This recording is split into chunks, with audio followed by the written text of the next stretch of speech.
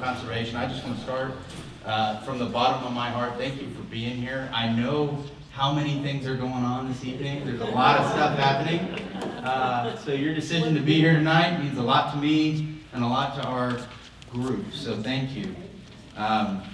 Tonight's going to be a really cool night. We're going to talk about how our natural systems intertwine with the economic engine of our communities. But if you'll bear with me first, I'm going to get through all of our announcements because I have a feeling nobody's going to want to hear me speak towards the end. Everybody's going to want to leave. So I'm going to try to do it quick. We're going to make it easy. First, I'd like to get all my board members, if you can, wave or stand. Let's get a round of applause for our Comal Conservation board members. These folks are absolutely incredible. They do so much work, so much heavy lifting. They're just wonderful people, and they're dedicated to the cause. I want to let you guys know we're going through an incredible part of our organization. Towards the end of every year, we look at board membership. And so if you're really passionate about this work, if you're excited for what we're trying to do, I encourage you to reach out to Roxana Dean. Where are you, Roxana? There you are. Reach out to her and talk to her about your passion, and we'll see what we can do. I also want to thank our volunteers. So if you're a volunteer, Leslie, where are you, Leslie? She's our cookie master. Round of applause for Leslie. She brings us snacks, keeps us fed. She's incredible. Thank you. I also want to thank our videographer, Scott. So for the first time, round of applause for Scott. He's amazing. For the first time, we're doing actual video of the event. We're not going to Zoom anymore. We're doing something pretty fancy. We're excited to see how it comes out. So know, if you ask a question, it's going to get you. All right? So just be careful. I also want to mention we got Big Give coming up. It's going to be a cool event. We're raising money for the Comal Land Conservation Fund. How many of you guys know what that is? Anybody? All right. Well, good number of you do. It's going to start September 18th at 6 p.m. It's going to go until September 19th at 6 p.m. All the money that we raise during that online giving period is going to go to support landowners who are doing stewardship on the property. So just recently, this last year, the CLCF made its first disbursement to John Knox Ranch. It's in North Comal County. It's 300 acres. They're going to put that into conservation forever. It's a faith camp. It has a grotto and a riparian area. It's absolutely gorgeous. The Presbytery is going to endow that camp forever. So kids are going to be going there for a long, long time, and y'all made that happen. So round of applause for that. We also, most recently in August, made our second disbursement from the CLCF to the Barker residents over there by Landa Park. So Tim Barker, thank you so much for everything you do. That investment is huge. It protects not only recharge area for the Comal Springs, but one of the oldest home sites in our community. So just super, super cool. Another thing I want to talk about is the Keep It Country Music Jam. How many of y'all have heard of that? Yeah, that's going to be fun. October 26th, we're going to get together. We're going to celebrate conservation heroes. We're going to listen to some really cool music. I'm excited about that. And we're going to raise money for the cause. So, you can buy your tickets here today. We've got posters on the table. There's QR codes. And it's going to be a lot of fun. So I just encourage you to go and have a blast. We got Matt Kirk and the Wayfarers and Zach Walter Band. And how many of you are, if you're on the planning team, raise your hand real quick. We got a couple people. We got Dirk. Rusty's on the planning team. These guys are incredible. They put together a heck of an event. So let's go. It'll be fun. Also, we've got our merch table over here. So if you're looking for stickers, if you're looking for totes, if you're looking for bandanas, it's really cool. All of the money that we get from that goes to our operating fund, and it's just really helpful. And it's also, they're awesome stuff. They're really cool things. So, big news today. We have a new website. Yeah, not bad. So this is our new website, and before we really scroll through it, which is what we're going to do now, I want to thank Roxana Dean. She chaired it. She did the heavy lifting. She had a wonderful committee. Not a huge committee, but a wonderful committee. But she did the heavy lifting in putting this website together, and it looks phenomenal. So you can take a look. Here we've got all kinds of cool things. You go online, you look at land, water, and wildlife. You go and find our Big Give right there, ways to get involved, all of our upcoming events. It's just incredible. And the website is super cool. If you want to know what my favorite page is, it's a wildlife page because it's got that little fox on it. Super cool. The other thing that happened this week that was really special is we had a vignette. So I'm going to just let you guys hear our vignette. I'm going to play that for you guys before we get started. So bear with me. Hopefully it's not too loud. The Texas Hill Country is by far the most beautiful part of the state of Texas. It has unique, incredible natural systems that can't be found anywhere else on Earth. It's one of the most unique ecoregions in the state, and it also is developing faster than almost any other region in the state of Texas. It's become so popular, so many people want to move here, and what we're really in danger of is this whole area looking like Dallas-Fort Worth area or Southern California, where everything's developed and there's not a lot of green space left. We're in the second year of the worst drought we've seen in a long time, and folks are feeling it. Canyon Lake is down past 57%. We've got our spring flows are lower than they normally are. We see springs that typically flow and aren't flowing anymore.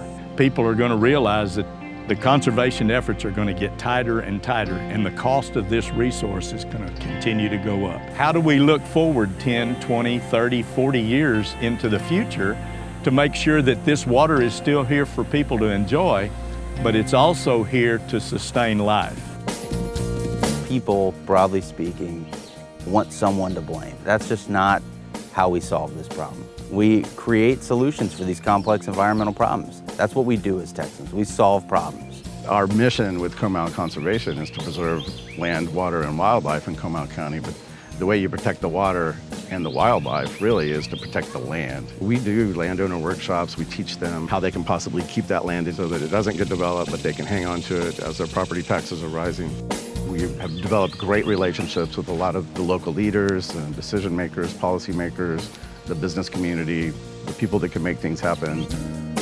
Some of the work that we've done with policymakers in the past include the development of the Parks Open Space Natural Area Master Plan for Comal County, which recently passed in April of 2024. Conservation is an opportunity for all of us to work together as human beings in this community to be able to say, look what I did. I protected those water resources so we can still see them and enjoy them, but we can still have water that's so necessary to sustain life. People who live here want to stay here, and people who don't live here want to move here. And you know, you get choked up talking about how special this place is. By protecting these natural systems, we're investing in our kids, we're investing in their future, we're ensuring that the Texas they receive is as wild and rugged as the one we inherited. We share a little bit of heaven right here with everyone that comes here. And I believe it in my heart that the good Lord put me here and put all of us here to protect these resources and this beauty. If you want to protect our aquifers, if you want to protect our water system in the Texas Hill Country, donate to Comal Conservation. Donate today. Help us put fuel on the fire so we can tackle these issues for a brighter tomorrow.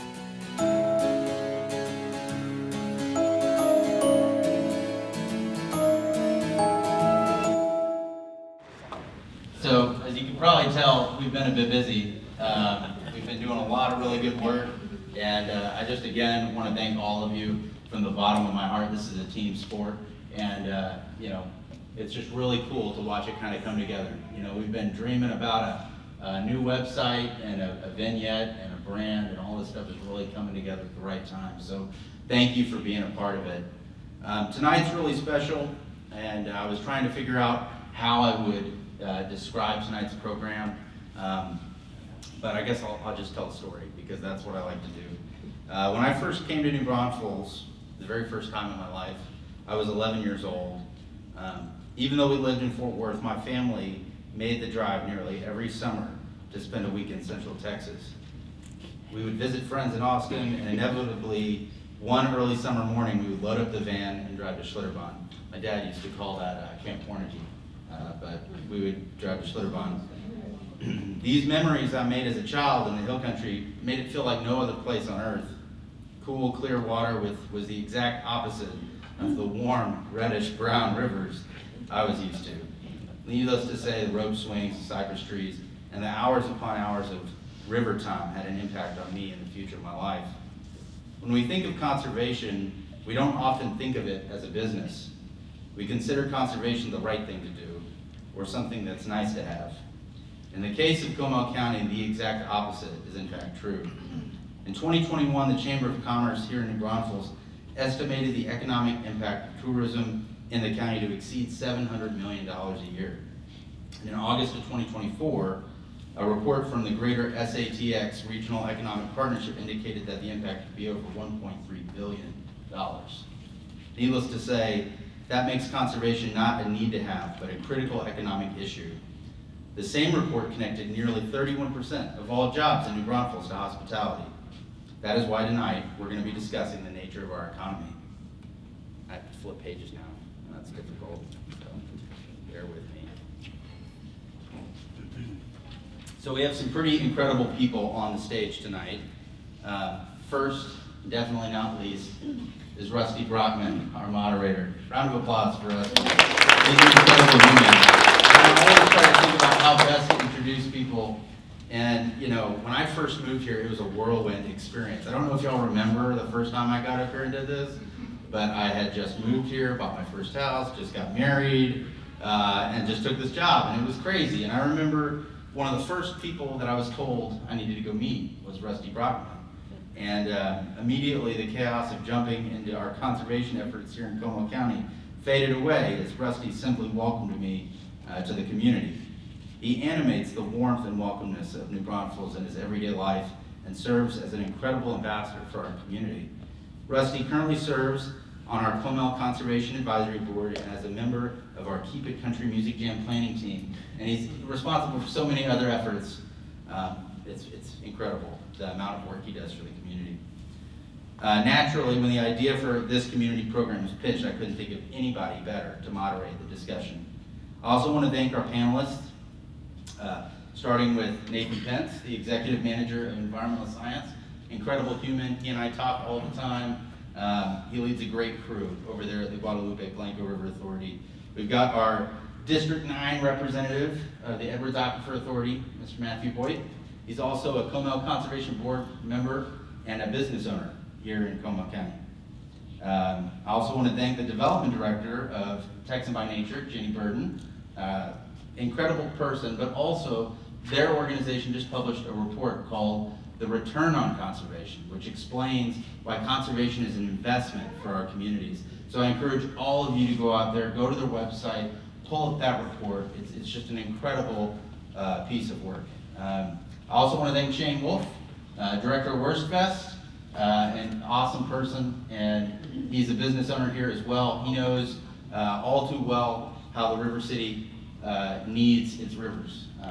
And he was, at one point, the president of our Chamber of Commerce, the folks who came up with the reports about these numbers. So I'm really intrigued to hear the conversation. So if y'all could give me a round of applause for all of them. Thank you very much.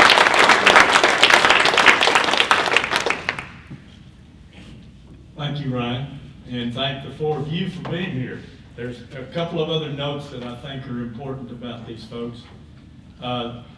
Sitting to my left and your right, Matthew is a former city council member, my city councilman, District 4. And as was mentioned, Shane was the chair of the board of directors at the Chamber of Commerce, but more than that, his involvement in the community as a river outfitter doing those kinds of work for at least 5 days, right?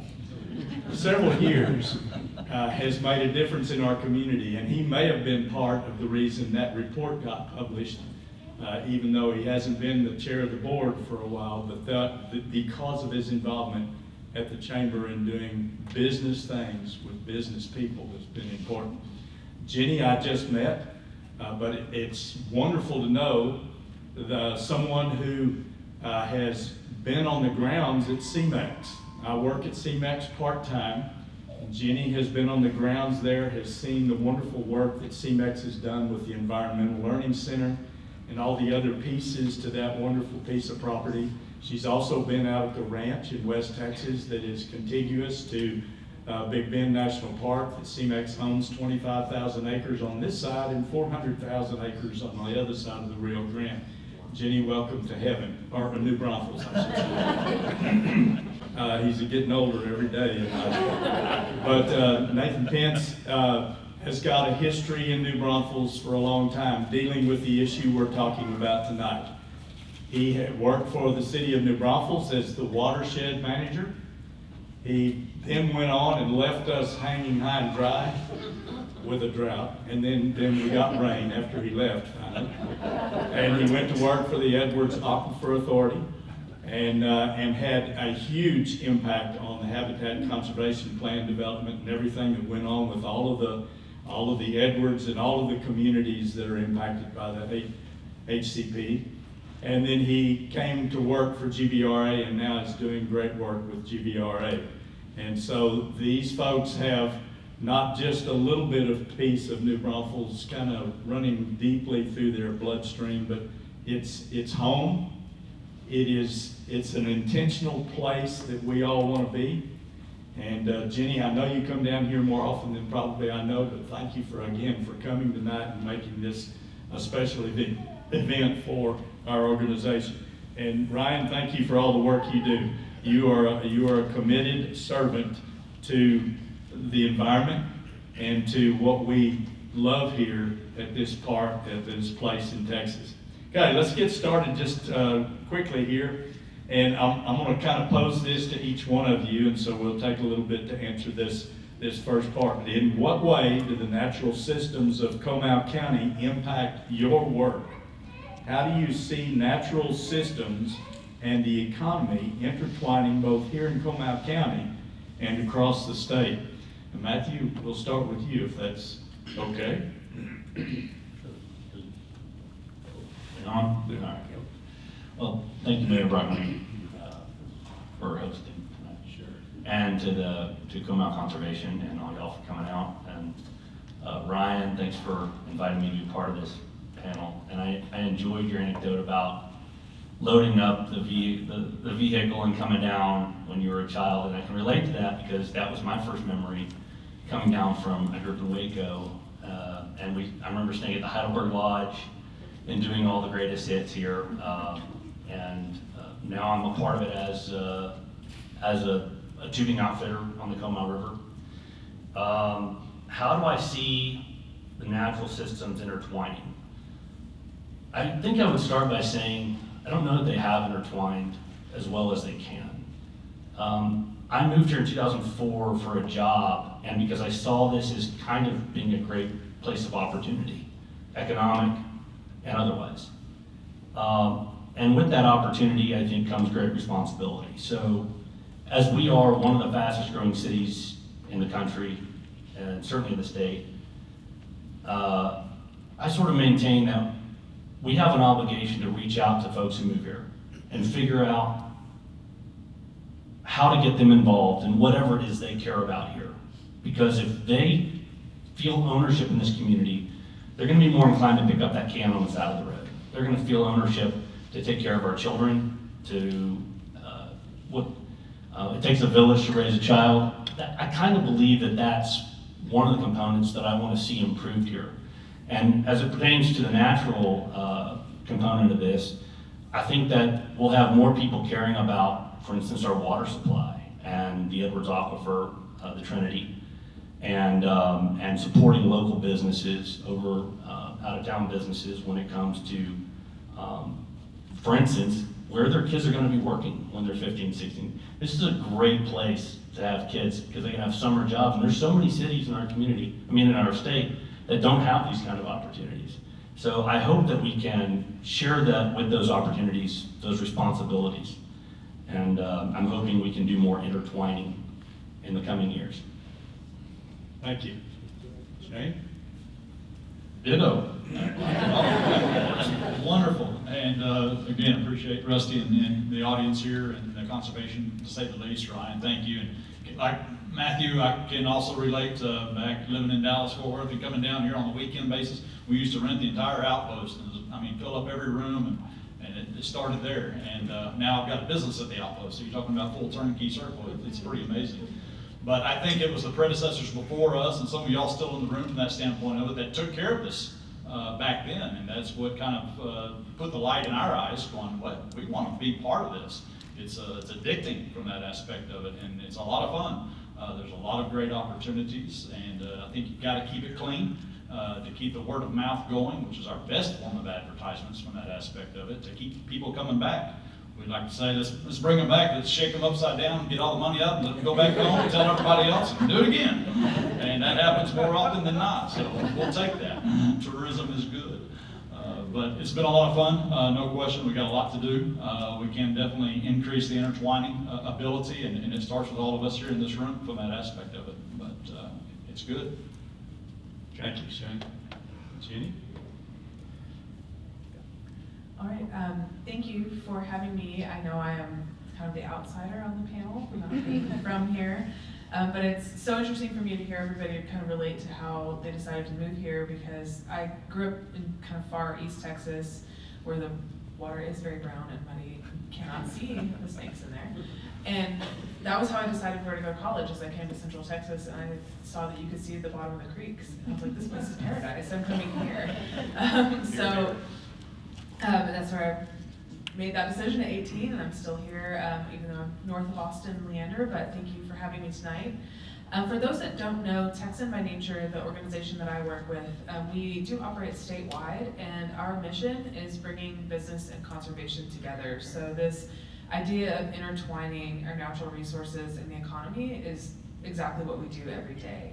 We work with companies of all sizes, community groups, government groups, anybody who is interested in conservation, because the people who make the economy run are also the people who live in these places, and they want them to be nice places to live and the natural resources to be there for them. So it's not one or the other, the two work side by side, and our economy in Texas depends on those natural resources, whether that's oil and gas, wind, water, anything like that. That's how we make things go in the state. So the two have to work together, and they do work together, and our job is finding ways to have those conversations and see what everybody could make kind of everybody happy and go with that. So that's what we do at Texan by Nature, and it's really interesting to see how Comal County is kind of a microcosm of that and really taking it to heart and really putting that idea to work. So I'm really happy to be here for this discussion. Thank you, Jenny. Well, good evening, everyone. My name is Nathan Pence. I'm the executive manager at the Guadalupe Blanco River Authority. First, let me say, great to see some familiar faces out in the audience. Some folks I haven't seen in quite a while. I've had a chance now to catch up with and say hi, so it's always good to get back to a welcome group, and thanks for having me here. A couple of things, Rusty, to your initial question of how things are intertwined and how things are going a little bit. Have one or two statements, and then an example, I think, that I will share tonight. So over at the Guadalupe Blanco River Authority, I'm lucky my general managers there, we all at GBRA, we have a mission. We are to provide water and wastewater services to the folks of the Guadalupe River Basin. And I know sometimes that's not the most popular with certain groups. They see that in opposition with some of the mission that I hear folks talk about in groups like this. But I want to tell you, I'm lucky to work for GBRA. Our general managers there, while we have to meet our mission, and everybody needs us to meet that mission, myself, all of y'all included, they do it with an eye for stewardship and respect for our resources too. So those two things can happen independently, or they can happen together, and I'm really proud that I work for a place that looks at them as a linked subject to talk about at the same time. That question of how they're intertwined, the simple cliche statement I would make is they're connected at the hip. You don't have one without the other, and you shouldn't think of one without the other. Matt, to your statement, I do agree there can always be more. You can always do something else. There can always be a different approach. But one of the things that I've seen over the last couple of years, my example, where I want to show something that is working good, and I think it hits the nail on the head for what we're here to talk about tonight, and that's simply the example of Canyon Lake. Canyon Lake was built, created, filled in 1964. It was built as a flood control reservoir and a water supply reservoir. So recreation, tourism, economy. While there's some economy things that always go with building a reservoir, the way that we're talking about it tonight, that was not a conscious part of the Army Corps and GBRA getting together to build the reservoir. The last 3 years, take the summer of 2022, 2023, and 2024, we are going through an extreme drought in Central Texas right now. In the area above Canyon Lake, probably worse so as you start to move closer to the coast and through Central Texas. In those 3 summers, the inflow to Canyon Lake at most of the time during the summer was 0 CFS. For those of you who follow, that's the spring branch gauge. We set a record, I think, in 2023 for the most days of 0 flow to Canyon Lake. That's comparable to the drought of the 1950s. Depends on which year and which metric you want to pick, but it's comparable. Where I'm going with all of this, during those summers, Canyon Lake functioned exactly like it was supposed to from a water supply side and from a flood control side. But the benefit that all of us here in this community got from Canyon Lake, recreation, tourism, economy, y'all measure the numbers at the chamber. I don't do that. But it was leaps and bounds. Out at Canyon Lake, there was water still in the lake. So beds and breakfasts, hotels, resorts, restaurants, rentals of different types, still were open for business, still generating economy for that area out there and for all of us in the local area. If you remember, I said there was 0 flow. So had Canyon Lake not been there, there would have been no water in that area. And there would have been no water flowing down the Guadalupe and the Braunfels as we know it today, because if it's dry in Spring Branch, it's more than likely going to be dry until you get to Comal Springs and the Braunfels. So Canyon Lake got the benefit, Comal County as a large got the benefit. You move down below the dam, and you had fly fishing that was still occurring during those 3 summers of the drought. You had rafting that was still taking place. You had tubing that was still taking place. You had restaurants on River Road that were still open. Anyway, y'all see the example of what I'm making and where I'm headed with all that. We were still able to thrive in Comal County, the Braunfels, even though that drought was taking place.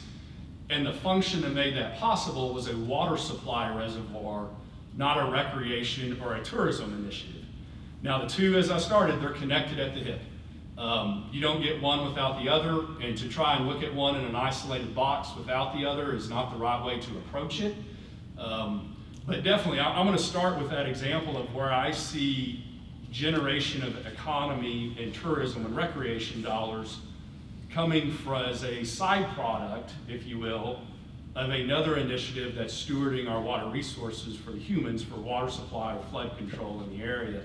And I have tons of examples like that, but I can't keep the mic all night, so I'm going to pass it back over. But they're there if we look for them and we think about them. Thank you, Nathan. Interesting perspective, especially about the importance of Canyon Lake. Okay, we're going to go through some more questions here, and these two are for Matthew and Shane. First of all, Shane, we'll start with you on this one. How has your business been impacted by the recent drought? And do you think the business community in New Braunfels and across Comal County understands their connection to the river economy? Great question. Obviously, as an outfitter from that standpoint for almost 25 years, the flows, as Nathan just said, it means a lot, to say the least. We've had technically probably 2 good years. When I say good years, the average flow of the Guadalupe per se was about 300 CFS over about 60 years. 2010 we had that, and we had a high water event. We don't use the F word, that's flood. And then in 2019 we had a decent year of flows. But since those 2 years, we've averaged well below the 300 CFS.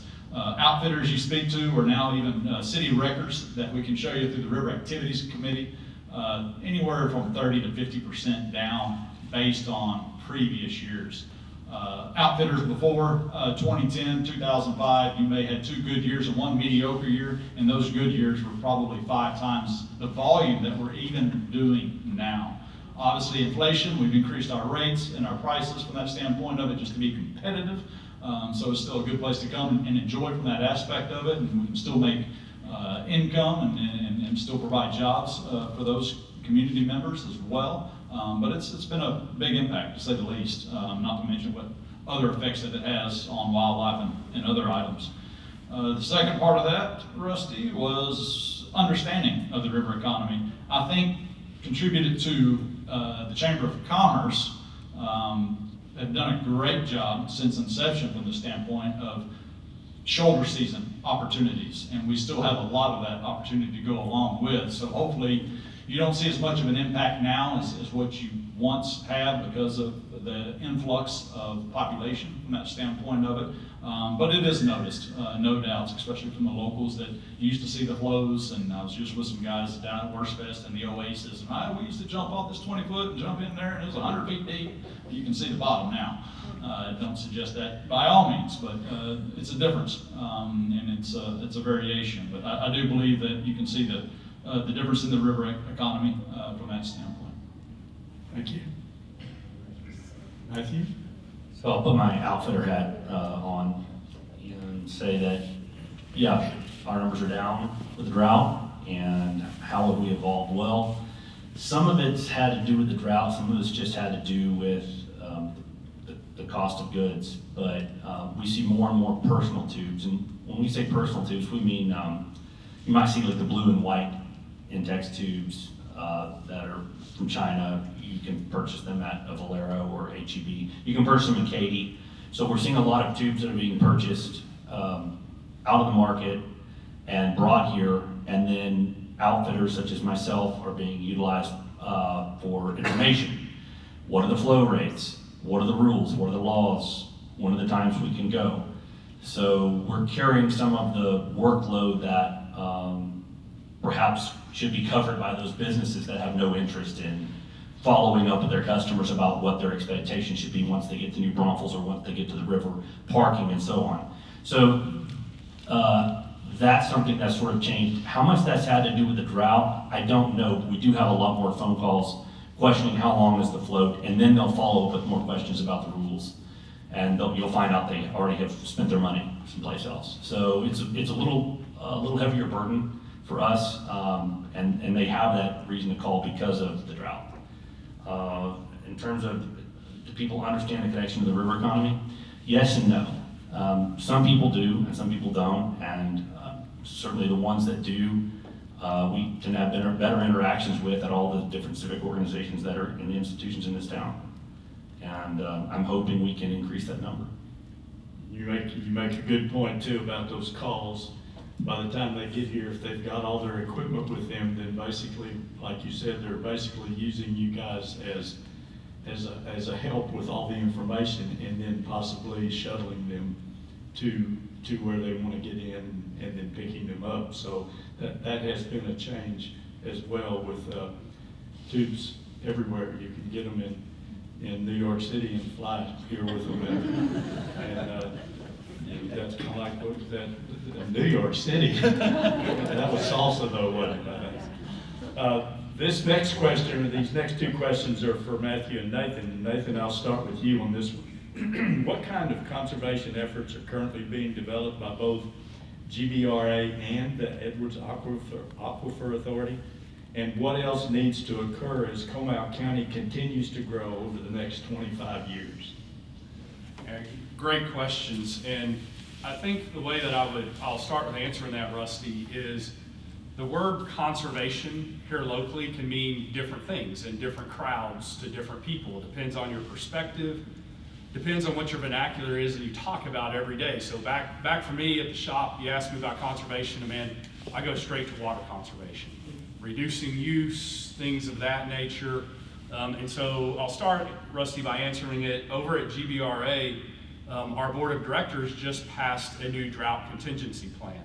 So a lot of us are used to seeing that take shape in the news and the media or at our homes as a stage 1 water reduction or a stage 2, and as it gets worse, you move through those stages of the drought plan, and most utilities have them.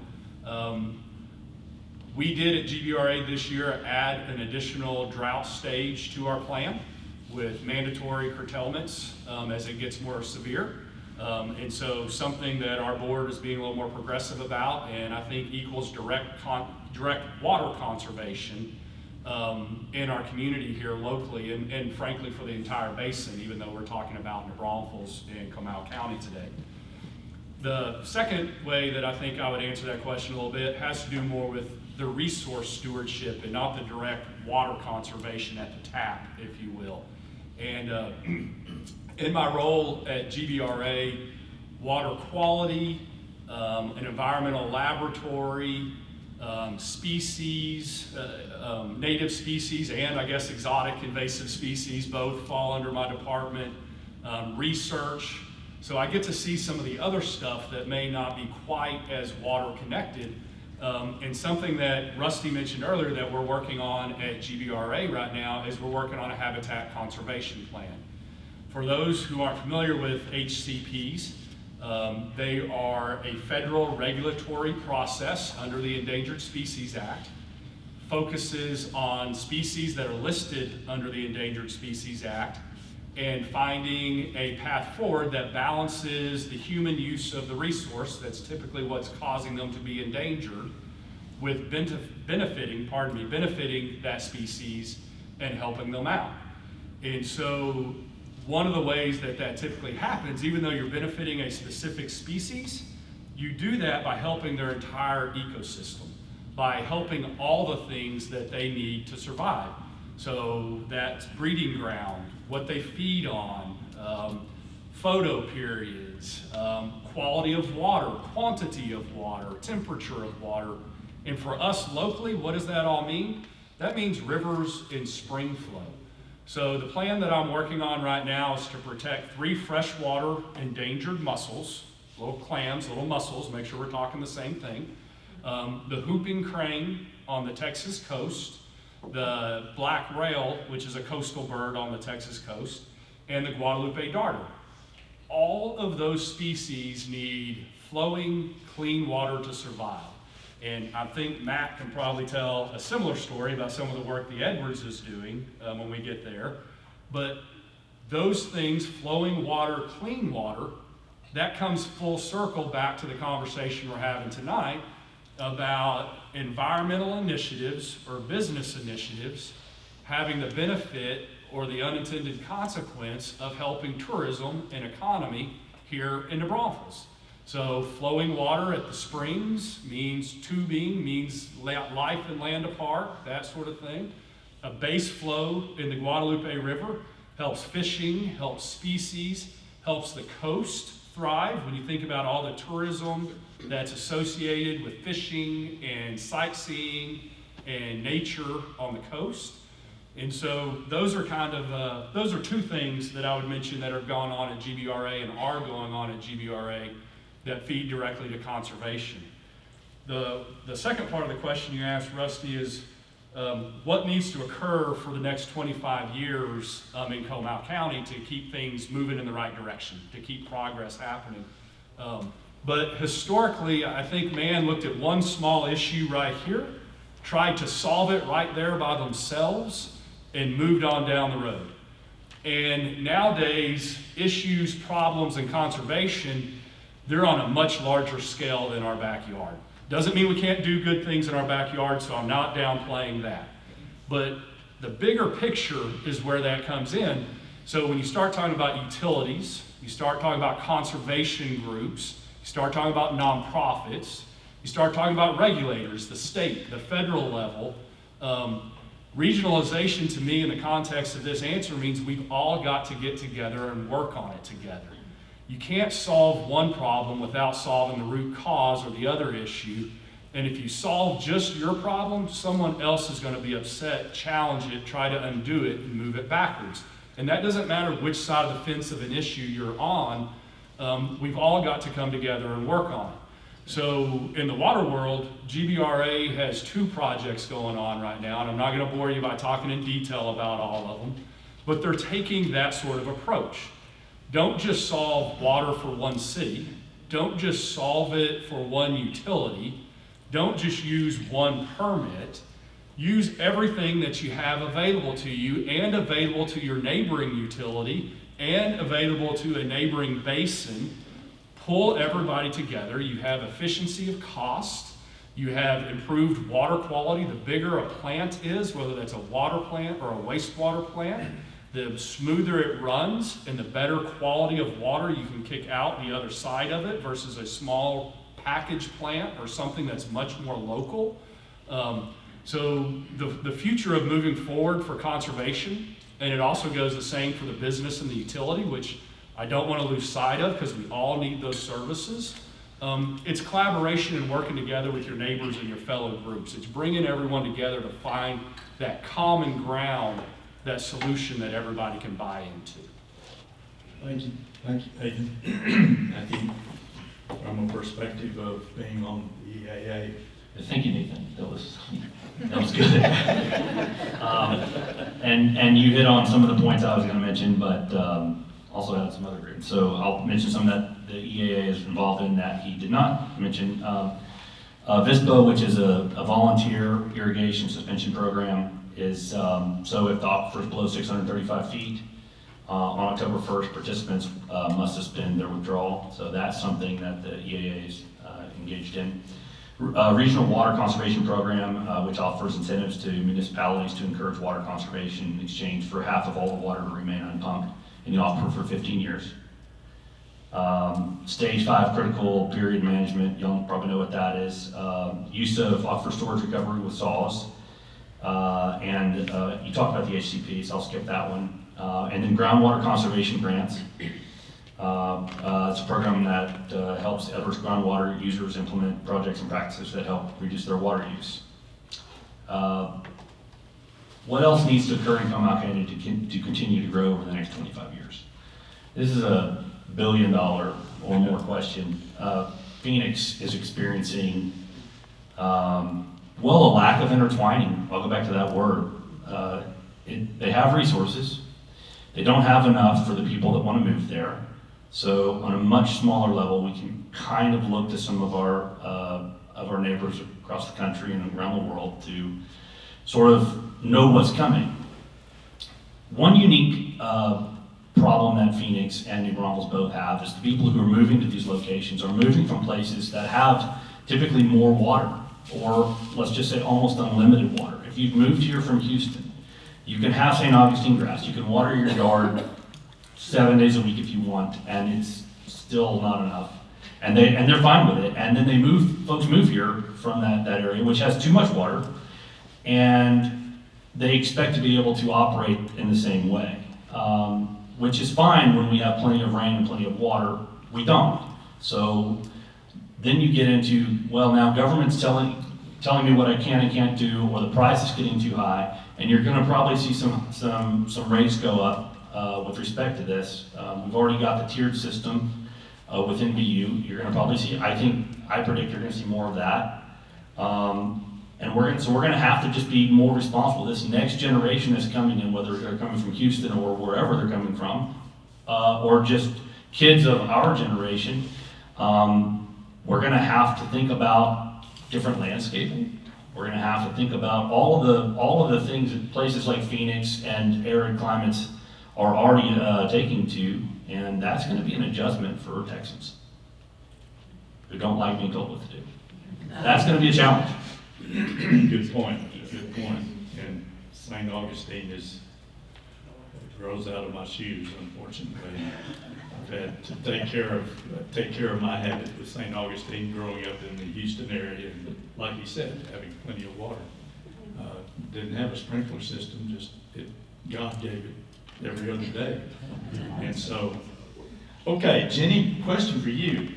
What is the return on conservation efforts in Texas, and how is Texan by nature leveraging the business community to protect our state's natural resources? Yes, thank you. So, as I mentioned, Texan by nature, our mission is bringing business and conservation together. So that gives me a really interesting job. So my day-to-day job as Director of Development is having conversations with companies from all different industries and talking to them about what are they looking for. Are they looking to invest in a certain region where they operate? Are they looking to support a specific species or a specific conservation topic, whether that's water or carbon, wildlife, something like that? And we'll work together to talk about what partners are out there and what projects we know that are available and help them kind of make a match.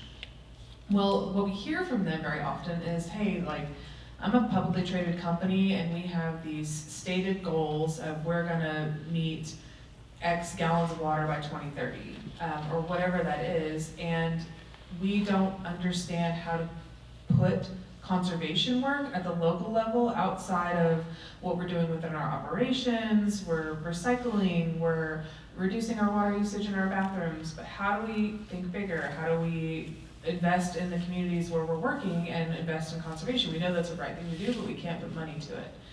And so that is what started our work on this return on conservation effort. And so this report we just published in June of this summer. You can look it up on our website. And what we did is we gathered all of the information we could find, which was about a 3-year process. We examined the 990s of every conservation organization in Texas that we could locate. We combed through all that data, as well as Texas Parks and Wildlife, and some information from National Fish and Wildlife for some of the Texas properties, and came up with a number of what has been invested in conservation in Texas, what's being spent. And then using a lot of proxy data, literature review, and all that, what is the return on that money? Because it has to make good business sense or people aren't gonna invest in it, right? And so what we found, and we know that we don't have all the data, that there are gaps that exist. We're gonna be continuing to build this data set, but at this point, even with the limited data that we have, for every $1 that's invested in conservation, it's at least a $4 return, at least a 4x return. For some ecoregions, we did break it down by the ecoregions in Texas, it's as much as $14, $20 more than that. And that's without doing an hour-long lecture on this report and all the different nuances. That's dependent on what the activity is and all that. We actually have a case maker tool that you can use and play with. If you have a conservation project you're looking to do, you can plug in what ecoregion it is, the activities you're gonna do, how many acres, and it'll give you a return number. And like I said, we know this isn't perfect, but it is a way to get that conversation started, and it's a way to then take, hey, I have a constructed wetland I'm wanting to build, and I need $1 million put into it, and I need to be able to communicate with the business about what the return on that's going to be, because Coca-Cola Southwest Beverages, you use millions of gallons of water a year. This project returns X millions of gallons of water per year, and that has a value of Y. And that conversation helps that investment move so much faster, because they can put it in terms that their decision makers understand, that their budget makers understand, that makes sense for a company, and we can make it happen. So that's our stance on return on conservation, is that if it's not as simple as it's the right thing to do, or we do it because we love nature, if it has to be a conversation about money, that's fine.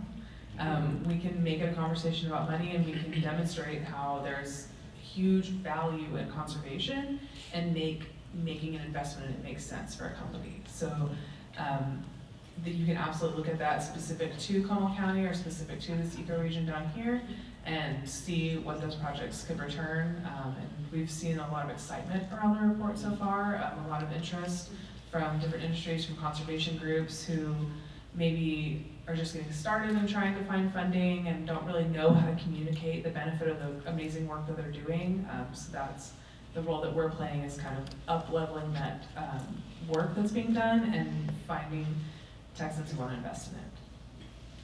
Thank you, very, very interesting. And I believe I forgot to give more details about Jenny and what she's Texan by nature, is a nonprofit.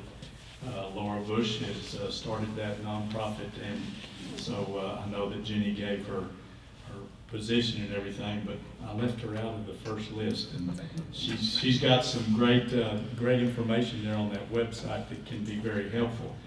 And I think those are things, all four of them are talking about things that if we're not sharing this information with our local schools, to be able to share with those little kids all the way to seniors in high school, then we're missing the boat. And I know EAA and GBRA both have programs for kiddos, elementary school all the way through high school, that provides that information. But I think maybe we are not making sure that the superintendents and the curriculum directors and others in those school districts have that information in hand to be able to share it. I wanted to throw that in here because I think Texan by Nature has got information that is similar to some of these things that could be shared in the schools as well. So thank you, Jenny, for responding to that. Nathan, this question is for you. You have a broad range of experiences in conservation locally, obviously, with City of New Braunfels, GBRA, and EAA. How have conservation efforts evolved in our community, and where do you think they're headed? And I think you touched on some of these. You might want to get a little deeper on one or two of those that might be impactful for all of us to hear more information about. Sure. Thanks, Rusty. Good questions. It's hard for me to think about it this way, but I've been in and around New Braunfels now for 30 plus years working in conservation and on our water resources and our rivers and our springs, and so I have seen quite a bit. And so I think from a truly New Braunfels perspective, I would answer, when Prince Carl came across on the boat and he came up the river, when they got here to our springs, I don't think conservation was on their mind. It was going to be pristine forever. I mean, just think of what they saw when they got here. Somewhere along the way, there became a minority, a couple of people that said, hey, we need to pay attention to this. Look at this that's happened over here. Look at this that has changed a little bit. And then I'll fast forward to today without putting a time there in the middle and saying, now look what we have going on. We have a full group of individuals, interested, concerned, wanting to lead, wanting to manage. And so I think that's a really big picture evolution of some of what's happened here in New Braunfels. A couple of examples that come to mind. My first experience with Central Texas was going to San Marcos, to what was then Southwest Texas State University, and seeing the San Marcos River and how pretty and how clear it was. And I'd only been on campus for about a day when Diane Wasnick from the San Marcos River Foundation, it was literally Diane herself walking around with a brochure saying, you need to join the San Marcos River Foundation. And by golly, I did. Right then and there. And I got in, cleaned out the hyacinth from Spring Lake and did all those rites of passage as a college student. And then I took a job at Schlitterbahn. So I made the kind of the move, and I started coming up or down the 35 corridor towards New Braunfels. And when I got here, and I've been at Schlitterbahn for about a year, I was looking for that San Marcos River Foundation group in New Braunfels. And it didn't exist. It wasn't around. There was a few of us talking about it at the bars, a few talking about it after work. Maybe I heard a rumbling at the city council meeting, which even back then I was watching, but it wasn't there. And now look today, the Comal County Conservation Alliance, in my mind, is finally filling that void in New Braunfels. Is it everything that the Alliance needs to be yet? No. It's got to start somewhere, though, and I see the same paths as where the River Foundation in San Marcos was a long time ago to where we're at in New Braunfels now. So we've evolved. We've come around. We've made progress, and I want to make sure and state that. There's progress being made here. Another example, the Edwards Aquifer Habitat Conservation Plan. It's a plan that protects the endangered species at Comal Springs and some other places, but Comal Springs is of interest to us. I was part of the first group with the City of New Braunfels and then with the Edwards Aquifer Authority.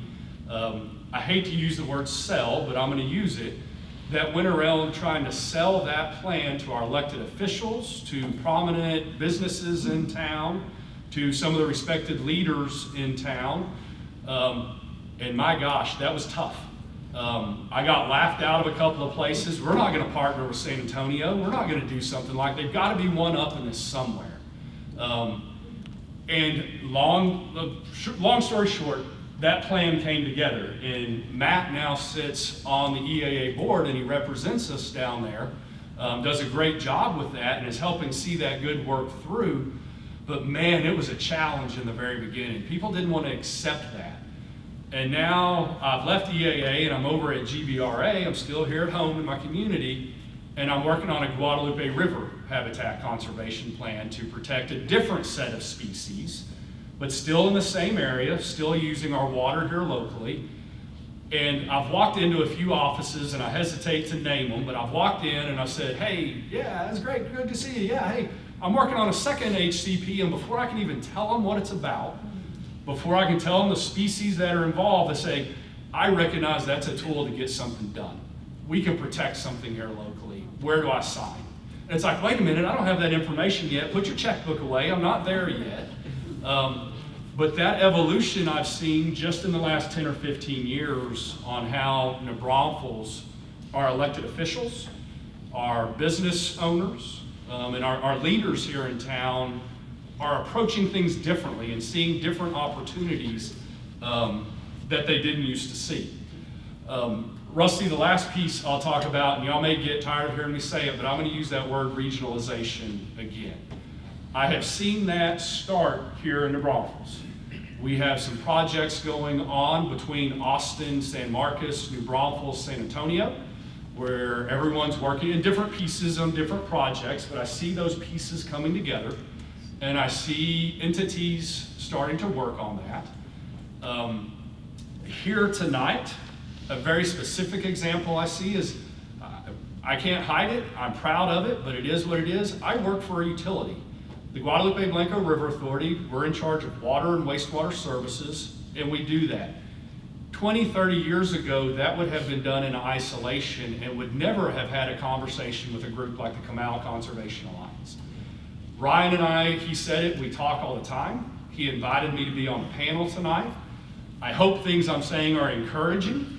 I like to hear from Ryan because I get ideas from y'all too. And that's how things are going to move forward. That's progress. That's evolution of conservation in New Braunfels. So some very specific examples. I'm excited by it.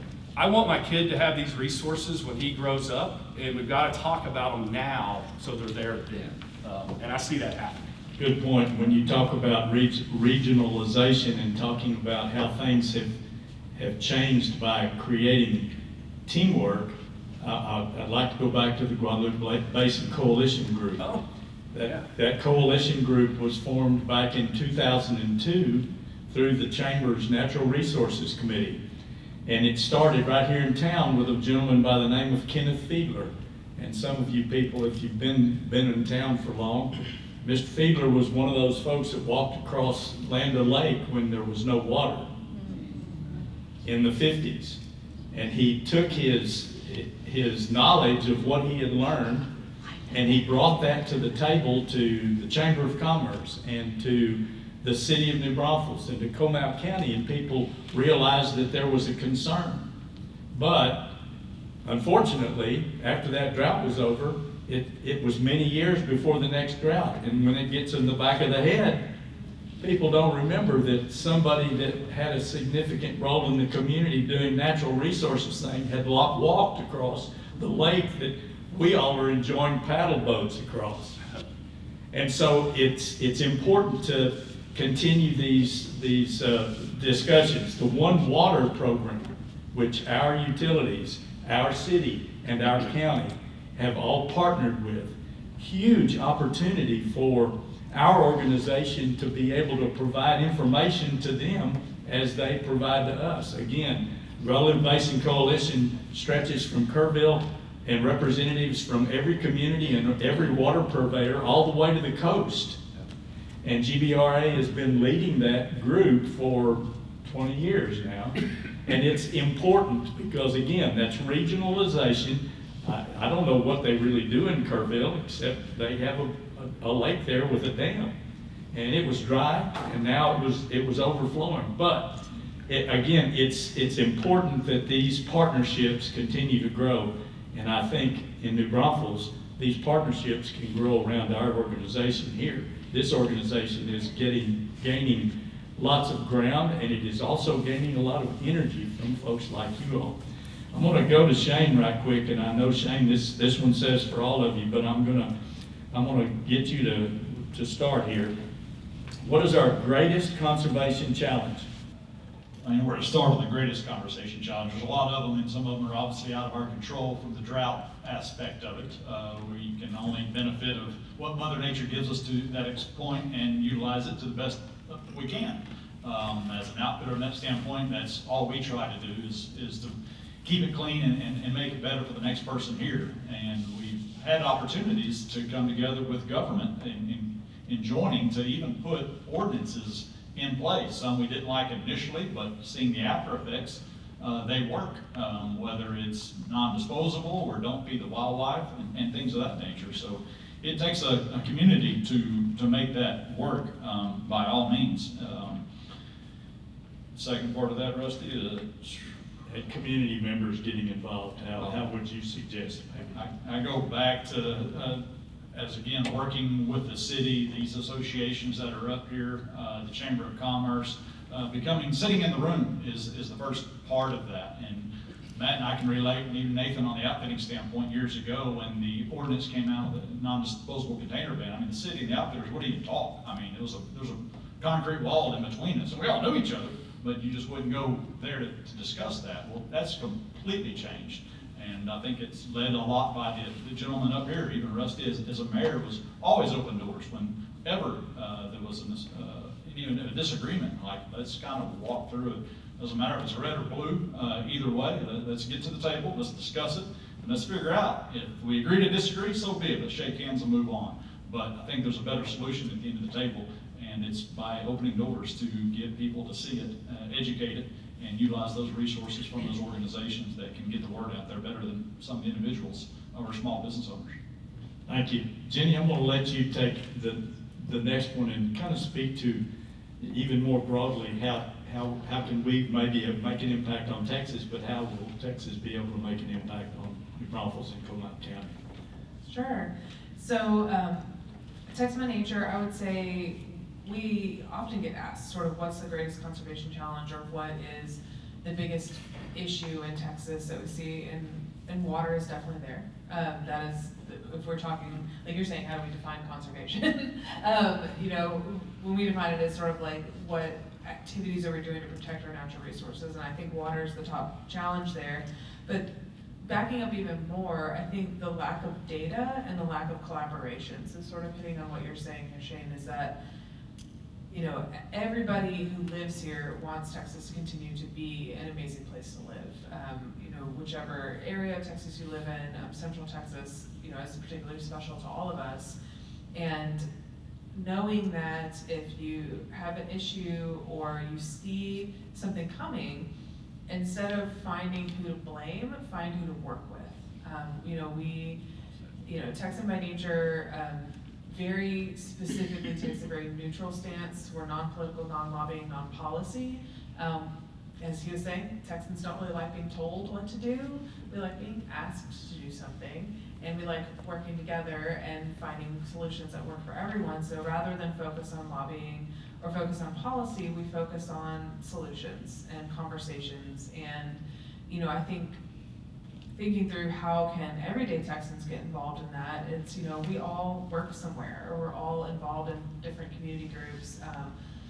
Whether you work for a large corporation or a small local company, there's probably something that business can do for conservation, whether it's supporting in some small way a local nonprofit organization up to making a huge investment in a water infrastructure project.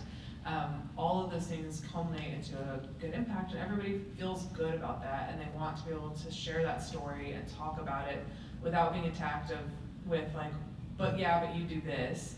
Or, I know Rusty, working in the aggregate industry, that's like a very specific local issue that they encounter all the time. Cemex is often not super excited to talk about what they're doing, even though they're doing an amazing job, both here in New Braunfels and across the state with different conservation initiatives, because the community can react negatively. And so if we both approach each other with open minds and have an open conversation and find solutions that work and just get educated on what's going on, what actually is happening, then the process is a lot smoother and we can get a lot more done.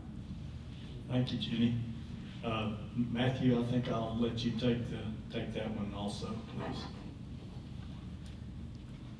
The conservation challenges, and then how can we... The conservation challenges, I think, are cultural. To expand on what you talked about or mentioned about education, I have an 18-year-old who's a senior at New Braunfels High School. And he hasn't learned really much of anything about the importance of water conservation or what it would be like if he has to move to an area that has even fewer resources than we do.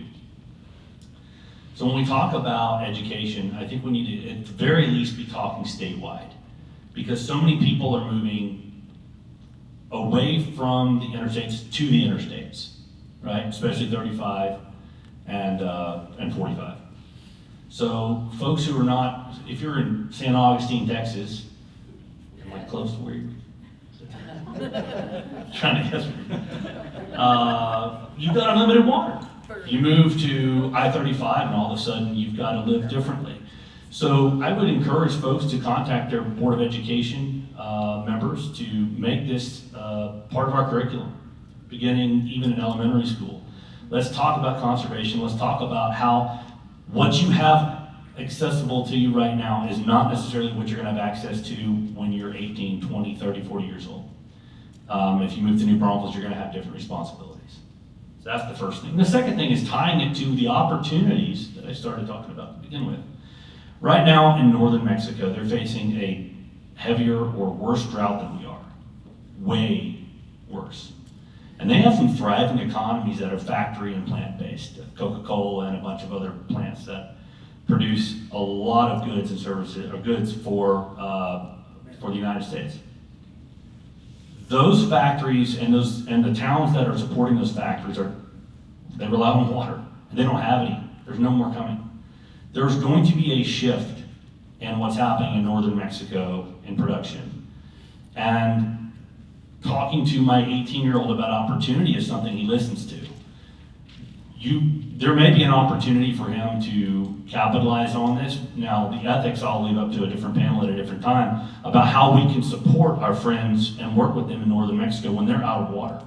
These plants may be moving south, deeper into Mexico where they have more water. They may be moving into south central Texas. What role do we play politically, governmentally, and ethically in terms of how to support our friends and neighbors in that area, and making sure the kids in Texas understand that there's opportunities that come with these resources, and there's responsibilities, ethically, and just as a matter of simply running out of water.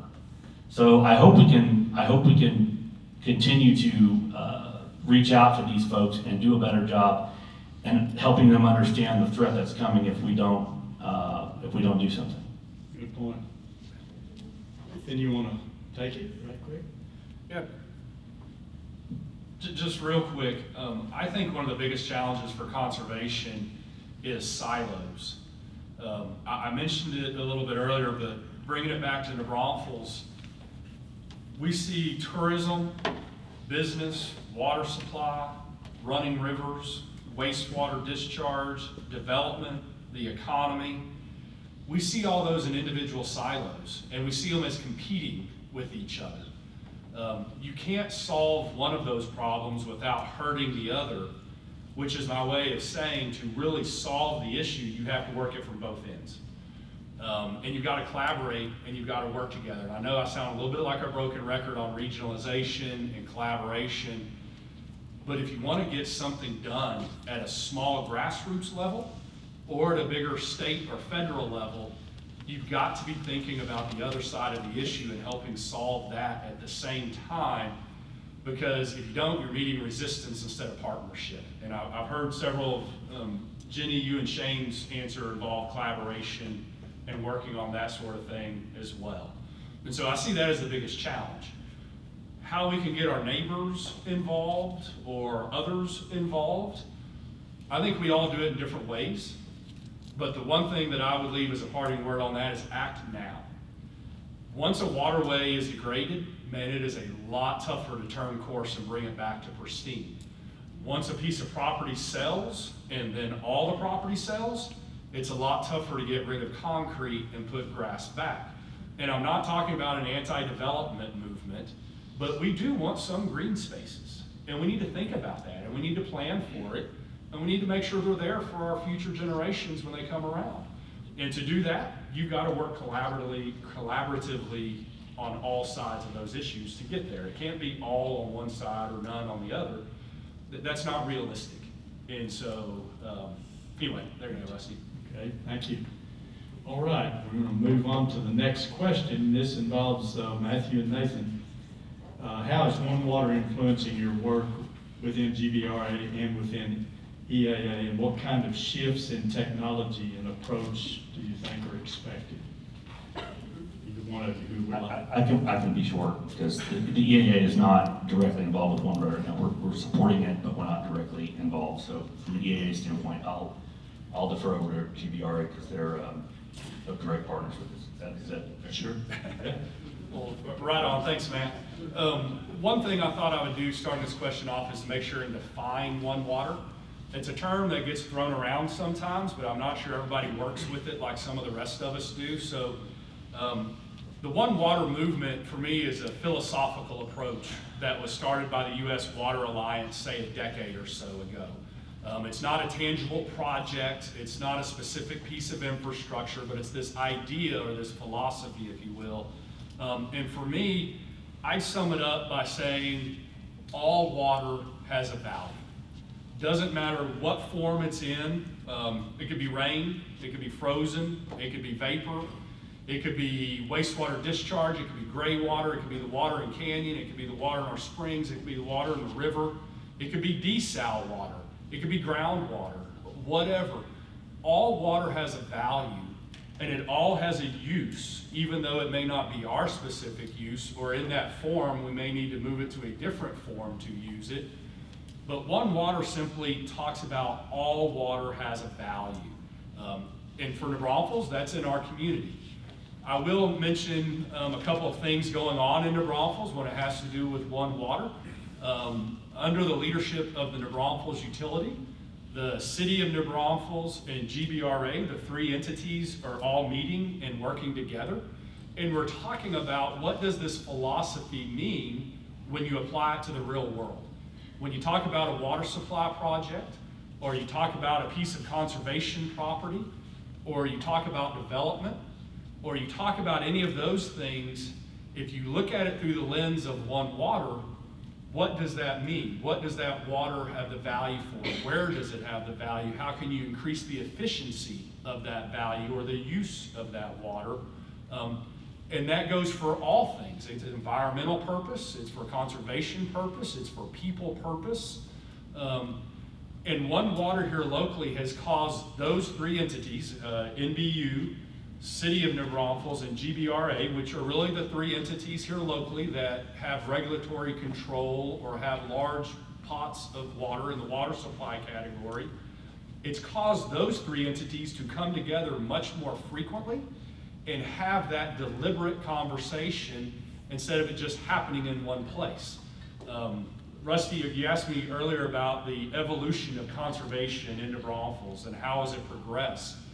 One Water is definitely a piece of that.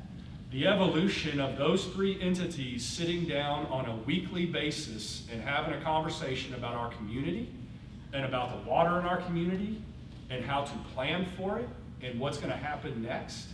There was planning going on back in 20 years ago, but not on that weekly basis, not on the level of all staff from the very top to the very bottom, the boots on the ground. That conversation's happening between those three organizations at all of those levels. And so the One Water movement is philosophical.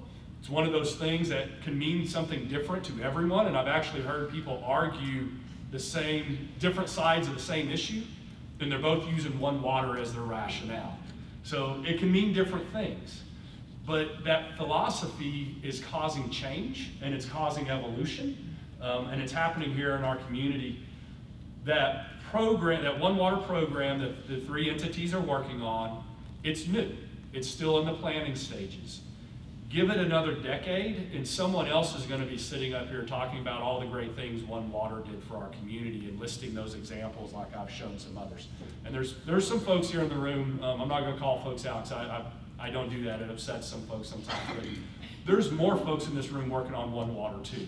A lot of us represent those entities. A lot of them are on the sidelines giving advice and talking about what next steps are. So one water is a big deal, Rusty, and it's not a big deal from just one pipe or one location. It's that bigger concept of how we tie it all together. Good information. Important there that it's, again, regionalization and collaboration and partnering. Jenny, the last one is for you. And I think as I've looked over it, I think you've mentioned several things, but let me read the two here, and then you can expand on any of it that you'd like. How is Texan by Nature working in Comal County, and to what extent can Texan by Nature support a broader approach to conservation in the southern tip of the Texas Triangle? And then, do you have thoughts on establishing partnerships across multiple municipalities and governmental agencies? And of course, this Texas Triangle, I think everybody knows, that's Interstate 35 to Interstate 45 to Interstate 10 and back to Interstate 35, where somebody says there's going to be 38 million people living when it gets all built out within the Texas Triangle. So, Jenny, you're right in the middle of that triangle on I-35. So, yeah, I live west of 35 on purpose. So I rarely have to get on it. So, yes, as I mentioned, so Texan by Nature, we work statewide. Partnerships are what we do. So I'll kind of break it down into a few different buckets. So we have what we call our Conservation Partner Program, and that currently is up to 160 conservation nonprofits in the state. A few are here, including Nancy with the Headwaters of the Comal. She's one of our conservation partners. And this program is meant to uplift the work that conservation organizations are doing and highlight that and help them with whatever gaps they have. So a lot of times organizations are small, they don't have a lot of capacity, they may not know where to get started with fundraising or marketing or collaborating with like-minded organizations that are doing similar work. And so we try to fill those gaps and be that connector. So if you're part of a conservation nonprofit that maybe isn't in our network yet, please take a look at it. It's free to join, there's no cost, all the resources are free. Our goal is to just know about what you're doing and help other people know about what you're doing. And so on the business side of what we do, and this is where I'll have a few examples specific to Comal County and to this area, is like I was saying earlier, we listen to what they're interested in and we get them connected, oftentimes with those partners from that conservation partner network. And so we've been involved in everything from dark skies with the Hill Country Alliance and helping businesses get more involved in that and sign up for that with the Lights Out Texas campaign, if you've heard of that before. That's something that Texan by Nature helped kind of pull together and set it off on a flight, to make a bird joke. And then